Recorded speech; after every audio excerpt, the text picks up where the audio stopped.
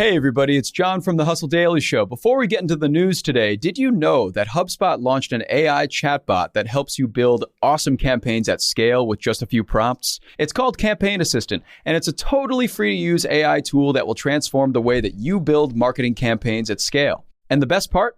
It works seamlessly with all of HubSpot's marketing and sales tools to scale your output across email, social, and more. So AI your way into the most effective campaigns yet at HubSpot.com/campaign-assistant.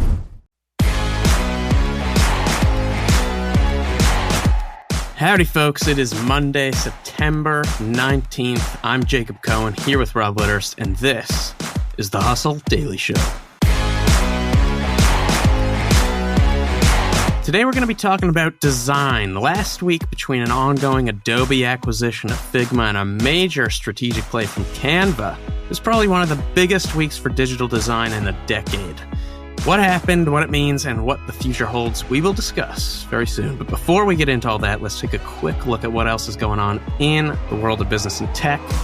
Let's get crack-a-lackin'. All right, first things first, Uber was reportedly hacked by an 18-year-old who told employees about the hack in Uber's own company Slack channel. The hacker left a note saying, "I announce I am a hacker and Uber has suffered a data breach."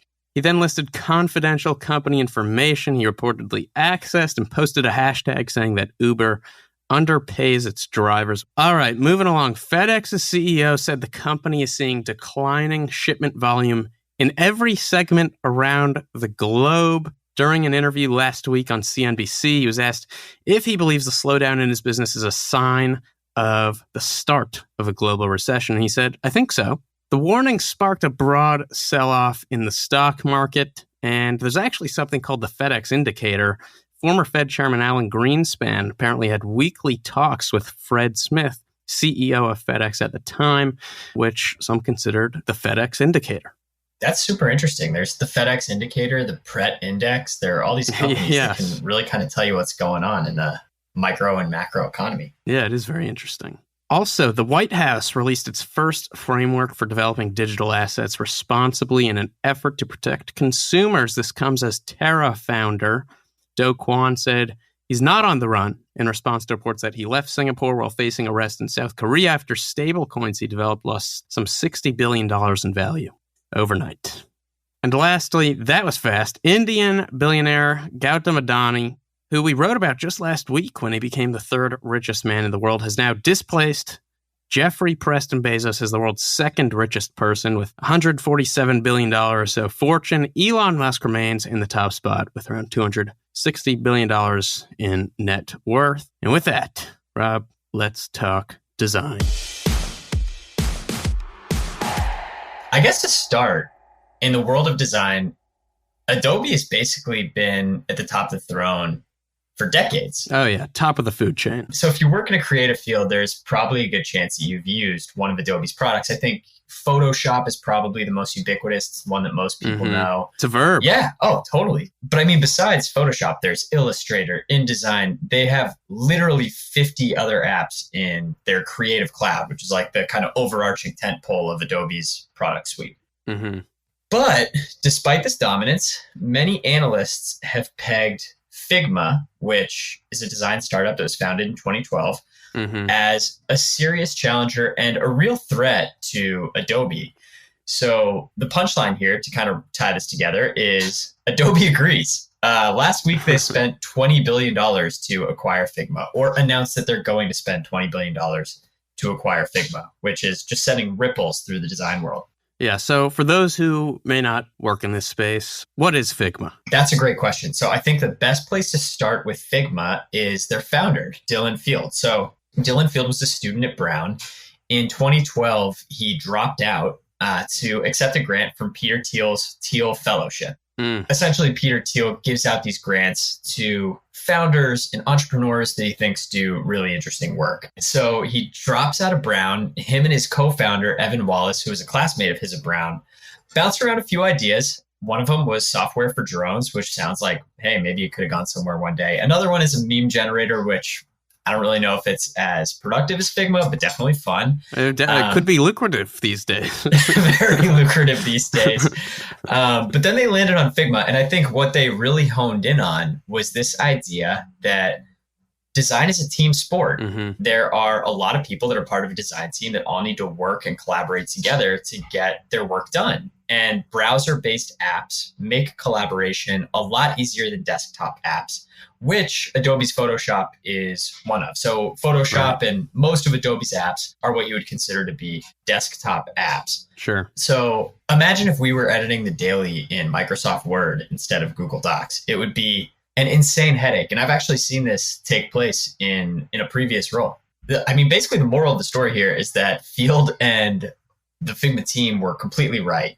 Figma's growth has gone absolutely crazy. So they launched publicly in 2016. Since then, they've grown their annual recurring revenue to about 400 million, which is pretty ridiculous. Like their annual recurring revenue has pretty much doubled every year since they launched publicly. And it was starting to get big enough that clearly they hit Adobe's radar. Clearly Adobe is realizing like this is a gap. It's not even like a new product. It's like a new way to work that we are not optimized for. And we are going to have some trouble figuring this thing out. Yeah. And Adobe, like many big companies that dominate their industry, has a history of acquisitions, right? This isn't like their first acquisition ever kind of thing.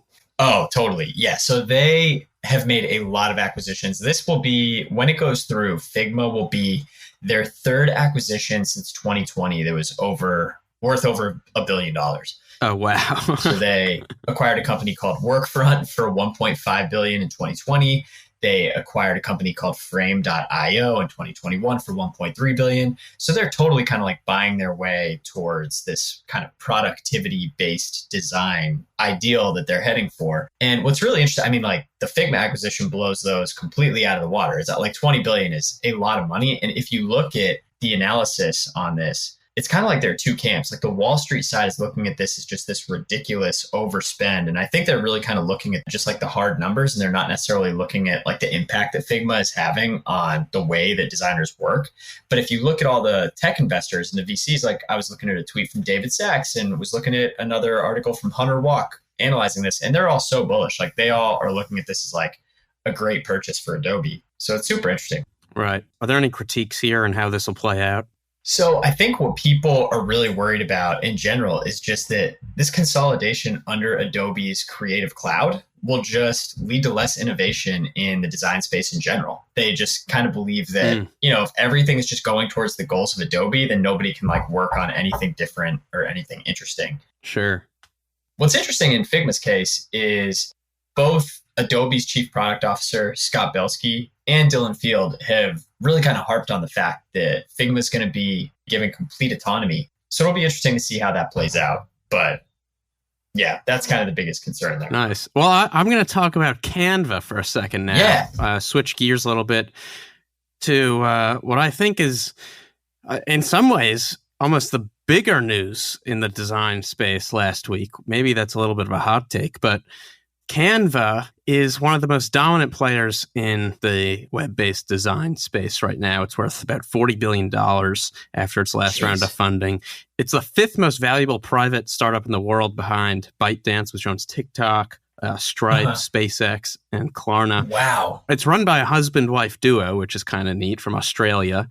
And they basically, Canva turned this design platform into a drag and drop medium. So that's what we were saying all the way back at the beginning. Like Adobe makes great products, but they're relatively difficult to use. You can't just pick them up and start using them immediately. So Canva kind of changed that. And the craziest part is that they just started in Australia. The company didn't even like know how to raise venture capital money. They just thought of themselves as a small business and took out like government loans at first. And they just announced last week this entire suite of products. So they announced Canva Docs to compete with Google Docs, and they announced Canva Whiteboards, which will compete with giants like Miro or FigJam from Figma. Earlier this year, they also, I believe, bought Flourish, which is a data visualization platform.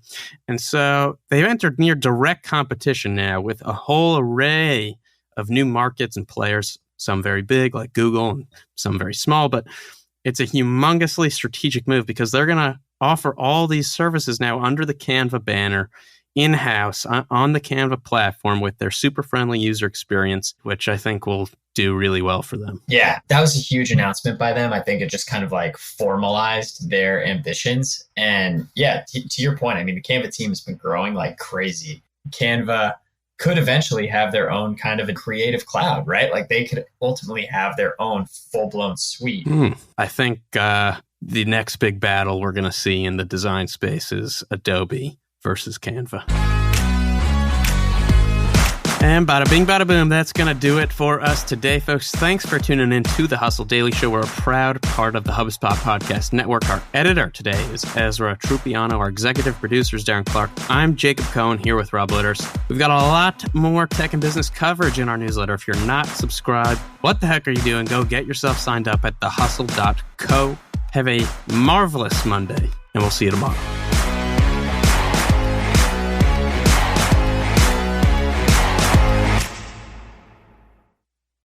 Hey guys, if you listen to the Hustle Daily Show on Google Podcasts, we want to let you know that the option will no longer be available pretty soon. Google is sunsetting its podcast app sometime in early 2024 in favor of YouTube Music, and we want to give you a heads up before it's too late since that time's almost here. The Hustle Daily Show is available everywhere and anywhere that you listen to podcasts like Apple Podcasts and Spotify. If you're using YouTube Music, we are there as well. If you're an Android fan, there are plenty of apps like Overcast, Pocket Casts, Player FM, and more. So just search for us wherever you decide to listen to your favorite podcasts.